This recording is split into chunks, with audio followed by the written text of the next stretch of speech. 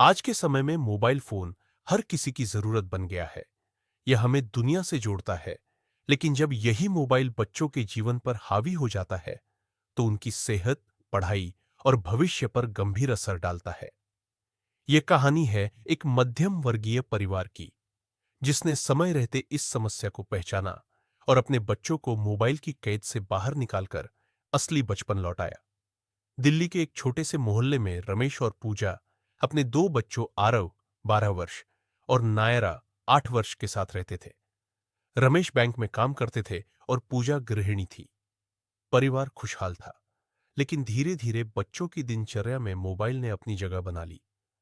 रमेश ने जब नया स्मार्टफोन खरीदा था, तो बच्चों को उसमें कार्टून देखने में बहुत मजा आता। पूजा भी सोचती कि चलो बच्चे कुछ देर चुपचाप बैठ जाते हैं, पर धीरे धीरे यह आदत लत में बदलने लगी। आरव अब घंटों ऑनलाइन गेम खेलने लगा। उसका चेहरा स्क्रीन की रोशनी में डूबा रहता। नायरा लगातार वीडियो और कार्टून देखती। खेल का मैदान खाली रह गया। दोस्तों से मिलने जुलने का समय गायब हो गया। रमेश और पूजा ने नोटिस किया कि आरव की आंखें लाल रहने लगी। नायरा छोटी छोटी बातों पर चिड़चिड़ी हो गई। दोनों बच्चों की नींद कम हो गई और सबसे ज्यादा पढ़ाई पर असर दिखने लगा। एक दिन स्कूल से आरव का रिपोर्ट कार्ड आया। गणित और विज्ञान में उसके अंक बेहद खराब थे। क्लास टीचर ने साफ कहा, आरव पढ़ाई में ध्यान नहीं देता, हर वक्त नींद में रहता है, लगता है कि रात भर मोबाइल पर गेम खेलता है। यह सुनकर रमेश का माथा ठनक गया। उन्होंने घर आकर सख्ती से पूछा, आरव, क्या तुम मोबाइल पर पूरी रात गेम खेलते हो? आरव घबराते हुए बोला, बस पापा, थोड़ा सा ही, मैं पढ़ाई भी करता हूं। लेकिन रमेश जानते थे कि सच्चाई कुछ और है। पूजा ने देखा कि नायरा की आंखों पर भी असर पड़ रहा है। डॉक्टर ने चेतावनी दी कि अगर स्क्रीन टाइम कम नहीं हुआ तो उसे चश्मा लग सकता है। रमेश और पूजा दोनों परेशान थे। एक दिन उन्होंने बैठकर बच्चों से समझाने की कोशिश की। रमेश बोले, बच्चों, मोबाइल मशीन है, यह हमारी मदद करता है, लेकिन अगर हम इसे सही से इस्तेमाल न करें तो यह हमें नुकसान पहुंचाता है।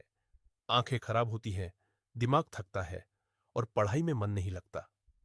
आरव और नायरा सुन तो रहे थे, पर उनके मन में मोबाइल का आकर्षण इतना था कि वे मानने को तैयार नहीं थे। एक शाम रमेश अपने पड़ोसी शर्मा जी से मिले। शर्मा जी अपने बच्चों को रोज पार्क ले जाते थे। उनके बच्चे क्रिकेट, बैडमिंटन और कबड्डी खेलते, जबकि रमेश के बच्चे कमरे में मोबाइल से चिपके रहते। शर्मा जी ने कहा, भाई साहब, मोबाइल आज की जरूरत है, लेकिन बच्चों के बचपन की असली खूबसूरती खेलकूद और किताबों में है।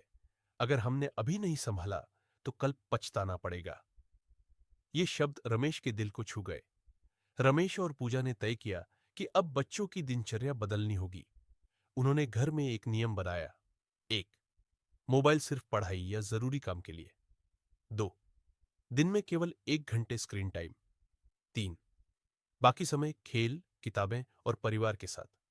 शुरुआत में आरव और नायरा ने खूब विरोध किया। वे गुस्सा हुए, रोए, यहां तक कि चुप्पी साध ली। लेकिन रमेश और पूजा ने हार नहीं मानी। उन्होंने बच्चों से प्यार से कहा, हम तुम्हें मोबाइल से दूर नहीं करना चाहते, बस उसका सही इस्तेमाल सिखाना चाहते हैं। मोबाइल से ध्यान हटाने के लिए पूजा ने नायरा को पेंटिंग और नृत्य की क्लास में दाखिला दिलाया। नायरा को रंगों से खेलना बहुत पसंद आया। उसकी कला में निखार आने लगा। आरव को क्रिकेट अकादमी में भेजा गया। शुरुआत में उसने झिझक दिखाई, लेकिन जल्द ही मैदान की मस्ती ने उसे मोबाइल से दूर कर दिया। शाम को पूरा परिवार मिलकर कैरम, लूडो और सांप सीढ़ी खेलने लगा। रविवार को पिकनिक और मंदिर की सैर होने लगी।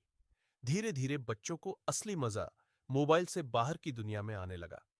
3 महीने बाद असर साफ दिखने लगा। आरव की पढ़ाई में सुधार हुआ। उसके अंक बढ़ने लगे। नायरा की आंखें पहले से बेहतर महसूस करने लगी। दोनों बच्चों की हंसी लौट आई।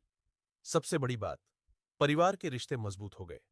अब रात का खाना सब मिलकर खाते, बातें करते, हंसते। मोबाइल टेबल पर चुपचाप पड़ा रहता।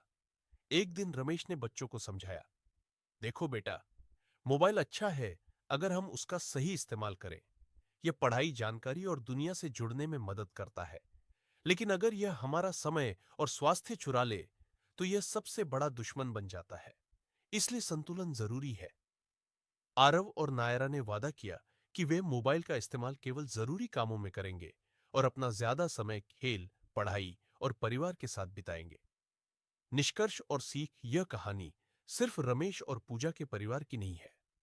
आज लाखों परिवार इसी समस्या से जूझ रहे हैं।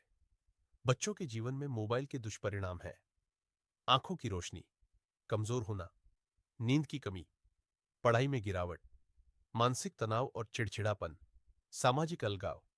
लेकिन समाधान भी हमारे हाथ में है। एक, समय सीमा तय करें। बच्चों का स्क्रीन टाइम सीमित करें। दो विकल्प दें: खेल, कला, संगीत और किताबें। तीन, परिवार के साथ समय बिताएं। मोबाइल से ध्यान हटाकर रिश्तों को मजबूत करें। चार, स्वयं उदाहरण बने। माता पिता भी मोबाइल का अति प्रयोग न करें। पांच, डिजिटल डिटॉक्स करें। सप्ताह में एक दिन बिना मोबाइल के बिताएं। समापन, बचपन केवल एक बार मिलता है। अगर यह मोबाइल की कैद में बीत गया, तो बच्चों की मासूमियत, सृजनशीलता और उज्जवल भविष्य खतरे में पड़ जाएगा। रमेश और पूजा ने सही समय पर कदम उठाकर अपने बच्चों का बचपन लौटाया। यही संदेश हर परिवार को अपनाना चाहिए। मोबाइल को साधन बनाइए, जीवन का स्वामी